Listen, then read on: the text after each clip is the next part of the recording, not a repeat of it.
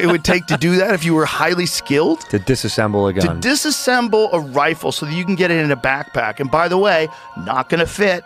Not going to fit in a backpack. And then somehow or another reconnects it once he gets off the roof? What? What's that about? Is that what they pitched, huh? Yeah. Joe Rogan has introduced a startling new angle that could completely shift the ongoing situation involving Charlie Kirk. Unexpectedly, he stepped forward to publicly defend Candace Owens. The same Candace who has been ridiculed for months and branded a conspiracy theorist for suggesting that the government might be concealing crucial information. Now, with Joe Rogan voicing his support for her, the entire conversation has changed direction. His remarks hint at something far deeper and darker than anyone had imagined. According to Rogan, the narrative surrounding Charlie's sudden incident doesn't fully make sense. He subtly suggested that the truth could involve individuals much closer to Charlie than anyone had expected. He commented that Erika appeared to be in full control, but he wasn't entirely sure, as he had been hearing unsettling things about donors applying pressure and influencing decisions, even around the planning of the upcoming event. He also admitted he was not invited to speak alongside the former president and J.D. Vance, with Tucker Carlson, at the memorial gathering. From the very first day, Candace Owens has insisted that something suspicious was happening behind the scenes. Her claims, once dismissed as far-fetched, are now gaining credibility. Online discussions are filled with speculation that she may have been right all along. Current rumors are centered on Charlie's wife, Erika Kirk, who is said to be quietly managing everything behind closed doors, keeping certain details hidden. Since the incident, her behavior has seemed puzzling to many. Observers point to her uneasy public appearances and how quickly she has attempted to shift the focus and encourage people to move on. Everything about her demeanor feels strange to some, sparking questions about what might really be going on. Although Joe Rogan didn't directly accuse anyone, his tone and implications made it clear that he knows more than he's revealing. He also suggested that many of the official explanations simply don't add up, which instantly ignited social media. People began wondering whether Rogan was connecting the dots that traditional outlets refused to touch. If his comments hold any truth, this could turn into one of the most surprising developments in the entire story.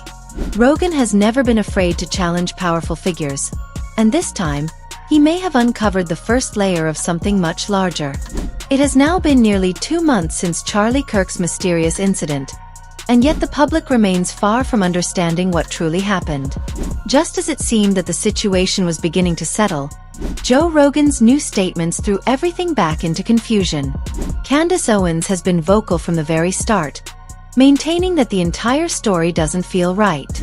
She has suggested that certain agencies might not be disclosing everything, possibly protecting the real individuals involved. For weeks, she endured harsh criticism online, being called dramatic and attention-seeking. But now, with Rogan echoing her doubts, the narrative has shifted dramatically. People are beginning to reconsider her perspective. Candace was the first to raise alarms just moments after the event, noting an odd detail. A military-style aircraft had reportedly landed in Utah shortly before everything unfolded. At the time, people dismissed it as coincidence. But she persisted, suggesting that the incident might not have been a random occurrence but something with hidden motives and deeper layers.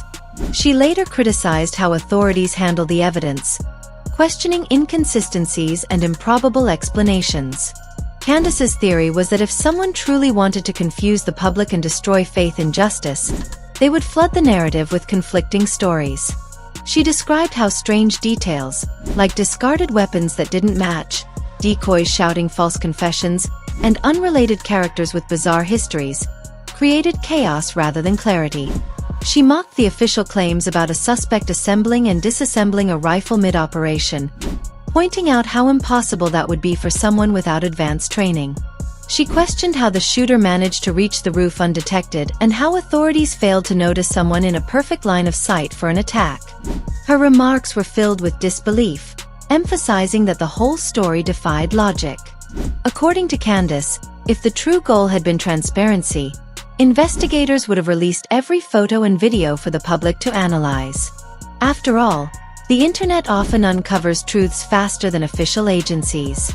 Yet that level of openness never came. Instead, she said, authorities seemed to tighten control over the narrative. Local investigators were quickly replaced by federal teams, and soon the timeline of events grew murky and contradictory. Her doubts only intensified as she began focusing attention on Charlie's wife, Erika. Candace started dropping subtle hints that Erika might have had more influence in the situation than most people realized. She even suggested that Charlie had grown concerned about financial issues within his organization and had started investigating where the money was going. In one widely discussed clip, viewers believed Candace was indirectly criticizing Erika, implying that she might not have been the one making all the important decisions about Charlie's memorial and other matters. The memorial itself became a focal point. When Erika publicly offered forgiveness to the person responsible, it caught everyone off guard. Shortly after that, Candace posted a message that reignited all the questions. Be wary and suspicious of those telling us to stop asking about Charlie Kirk. That single statement flipped the conversation. Suddenly, attention shifted from government agencies to Erika herself. Then came the stunning revelation that less than 2 weeks after Charlie's passing, Erika had been named the new Chief Executive Officer of Turning Point USA. The online reaction was explosive. Many saw the move as suspiciously fast, claiming it looked prearranged. Others defended her, saying she was stepping up to preserve her husband's legacy. Still, the timing raised eyebrows, especially when reports surfaced that she had inherited Charlie's entire estate, said to be worth over $12 million. Combined with the surge of donations the organization received afterward, many began speculating that the tragedy might have triggered a quiet power shift. Her entrance at the memorial only added fuel to the speculation. Descriptions of dramatic lighting, camera flashes, and the crowd parting for her led some to say it felt more like a grand performance than a solemn remembrance. While some praised her confidence, others called it unsettling. Even Joe Rogan remarked that the official version of events simply didn't make sense, agreeing with Candace that something deeper was happening behind the curtain. He then questioned Erika's background, including her mother's decision to move to Phoenix for opportunities tied to Homeland Security and the Department of Defense. To Rogan and many listeners, that detail added another layer of intrigue. Soon after, he revisited what had happened at Utah Valley University on September 10th, laying out his own version of the timeline and highlighting all the unexplained gaps. And then came one of the strangest parts of the story.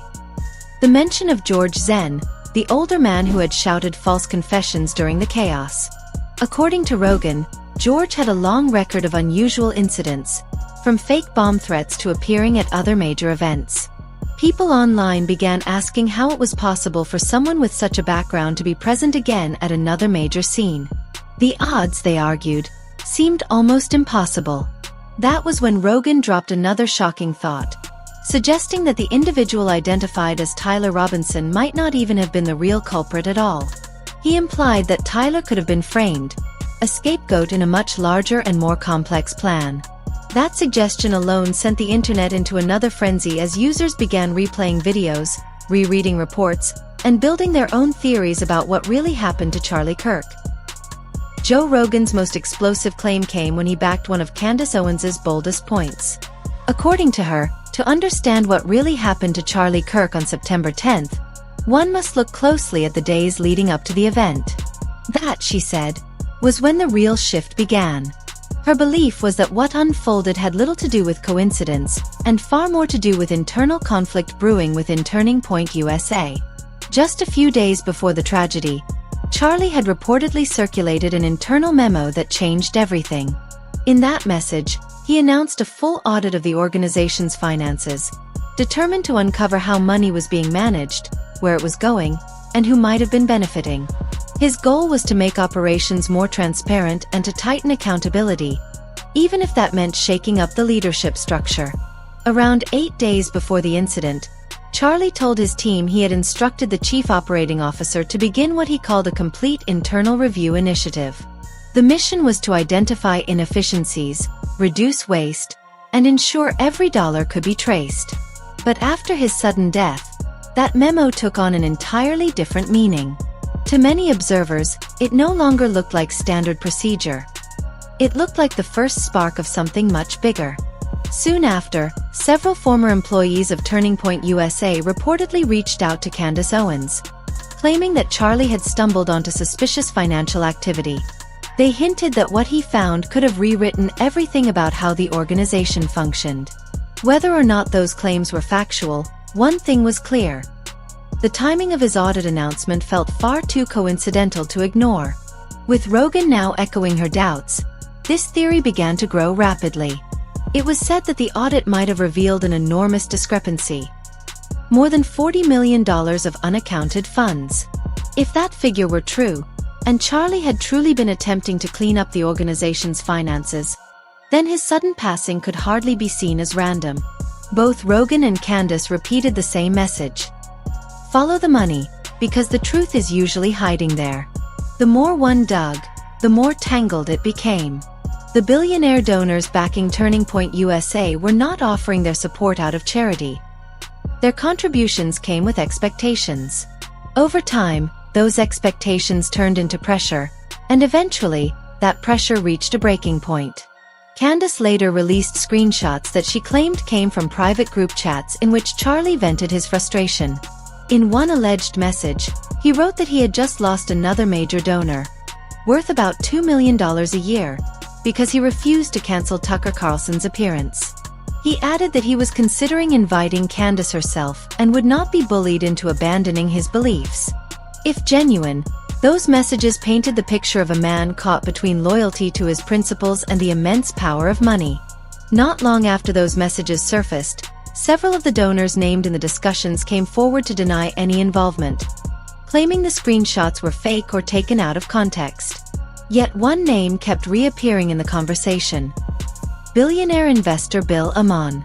He was said to have met privately with Charlie only weeks before the incident. That meeting, which reportedly took place in the Hamptons, became one of the most talked about details in the entire saga. Sources close to Charlie said that he left the meeting feeling uneasy, as if he had been pressured into agreeing to something against his will. Though no one knew exactly what was said behind closed doors, the encounter took on a mysterious significance in hindsight. Candace later reinforced her statements online, declaring that Charlie had been under immense stress from the same powerful figures who had once supported him. In her words, he was standing up to some of the most influential people in America, and the strain was breaking him. She promised that the truth would eventually surface, that the messages would leak, and that the movement he built would rise again. Soon after, she reposted a viral tweet claiming that Charlie had been about to lose his last major donor because he refused to ban Tucker Carlson from Turning Point events. That tweet spread like wildfire, reigniting debates about who truly benefited from his fall and whether some of the public grief that followed was genuine or carefully staged. At this point, every side was pointing fingers. Every new claim contradicted the last, and the deeper people looked, the more tangled it became. Still, one point remained consistent. If the rumors about missing money, donor pressure, and secret meetings held even a fragment of truth, the story behind Charlie Kirk's fate could shake the political landscape entirely. Candace was relentless. She accused billionaire backers of corruption and manipulation, insisting they needed to be exposed. She hinted that she possessed even more evidence and that it was only a matter of time before the truth came out. They were reckless enough to put their demands in writing, she wrote, igniting a wave of online speculation. She followed with an emotional post addressing her late friend directly, saying that those who had hurt him had now unleashed something unstoppable. She vowed not to rest until the full truth was known, claiming that Charlie had endured manipulation, intimidation, and threats right up until the end. Her words struck a chord with thousands of followers who flooded her pages demanding answers. But just when the scandal around the donors seemed like the biggest revelation, an even wilder twist appeared. New rumors began suggesting that Charlie's wife, Erika Kirk, might also be connected to the unfolding chaos. People began rewatching an old interview from the year 2020, where Erika mentioned her family's move to Arizona after her mother started working with Homeland Security and the Department of Defense. That small comment sparked another storm of theories online. Candace, who had already been hinting at possible government involvement, suddenly had more fuel for her claims. She repeatedly insisted that there was more to the story than internal drama, that certain agencies might have played a role in shaping what happened to Charlie. She even hinted that she possessed documents to prove her point but was waiting for the right time to release them. As all of this unfolded, fans noticed another strange detail: how close Erika had reportedly become with prominent political figures since the tragedy. Photos showed her appearing frequently alongside Senator J.D. Vance, which led to endless speculation about the nature of their relationship. One moment from Charlie's memorial drew particular attention. The former president embraced Erika in what many saw as a comforting gesture, but others claimed the exchange looked unusually personal. The clip spread quickly across social media, with viewers debating what it truly meant. Some dismissed it as empathy from an old friend, while others saw it as another sign that something deeper was happening behind the scenes. At that point, no one could say what was real and what was rumor. But one thing was clear: every new revelation seemed to make the mystery surrounding Charlie Kirk even darker. As the online storm intensified, Candace Owens became even more outspoken. She claimed that the public had only seen the surface, while the real story ran much deeper. According to her, several of the people who had once appeared closest to Charlie Kirk were now attempting to rewrite history, portraying themselves as loyal allies while concealing their true motives. She said these individuals were desperately trying to protect their own positions, money, and influence.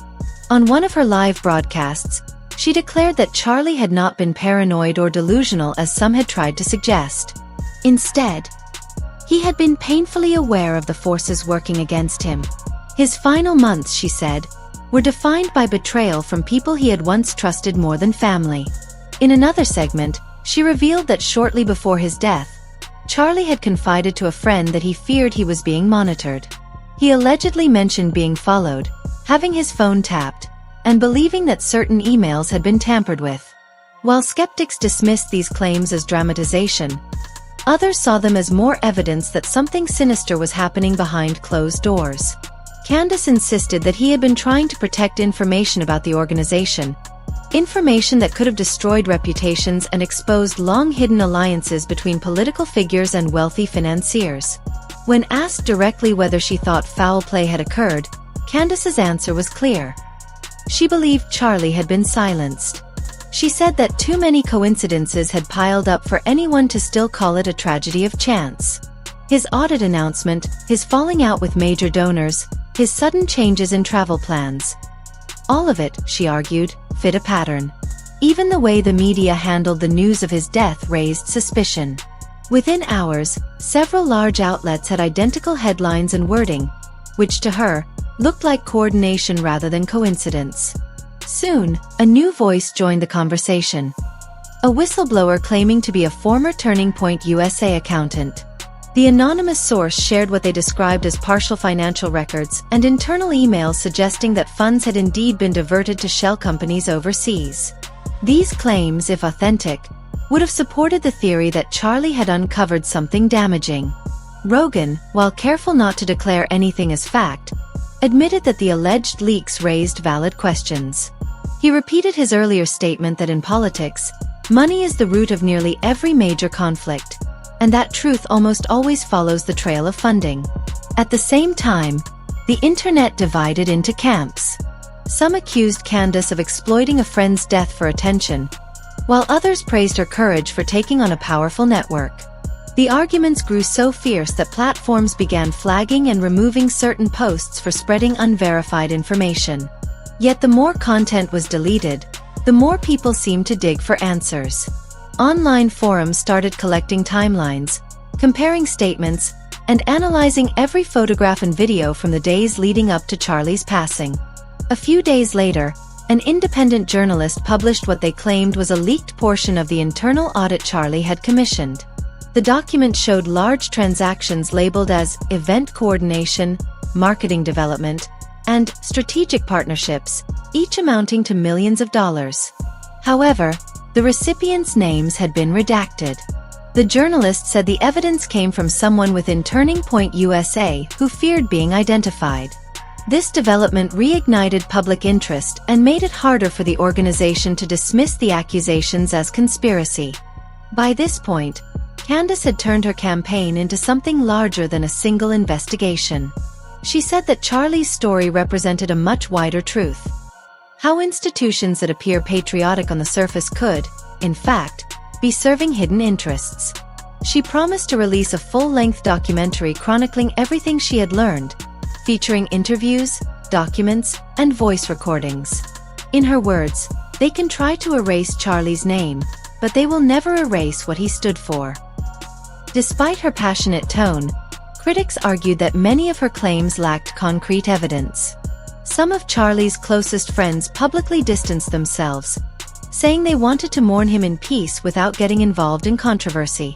Others, however, quietly supported her behind the scenes, sharing files, screenshots, and fragments of information. It became clear that even within the conservative movement, a deep fracture had formed, between those who wanted the truth revealed and those who preferred silence. Meanwhile, Erika Kirk remained largely quiet. Her few public appearances were brief and heavily scrutinized. Every word she spoke was dissected by online audiences searching for clues. At one charity event, when she mentioned that Charlie's death had freed her from fear, the comment sparked another wave of speculation. Candace interpreted it as a confession, while others said it was simply an expression of grief. Still, the controversy refused to die down. As the weeks passed, Rogan and other commentators continued to discuss the topic, turning it into one of the most talked about political mysteries in recent memory. Some called it a tragic example of corruption meeting conscience, while others labeled it nothing more than social media hysteria. Yet the sheer amount of conflicting data, the deleted posts, and the leaked messages made it impossible for the story to fade entirely. In her final public statement on the matter, Candace said she would not stop until justice was done. She announced that a major update would be revealed through her media company before the end of the year. Her closing words echoed through millions of screens. Charlie didn't die in vain. The people who thought they could bury him have only buried themselves. Truth is patient, and truth doesn't lose. That final promise became a rallying cry for those who believed in her version of events. Supporters continued sharing his old speeches, clips, and quotes, turning Charlie Kirk into a symbol of resistance against the powerful few who, in their eyes, controlled political movements through fear and money. Whether the truth would ever be proven remained uncertain, but what was undeniable was that his death had sparked one of the most divisive and emotionally charged debates in modern conservative history. By the end, both Rogan and Owens had transformed the narrative from tragedy to testimony. In their view, Charlie's downfall was not just about one man or one organization. It was a lesson in power, loyalty, and the high price of defiance. As the world kept speculating, one phrase from Candace's last message lingered: "He knew the cost of honesty, and he paid it in full."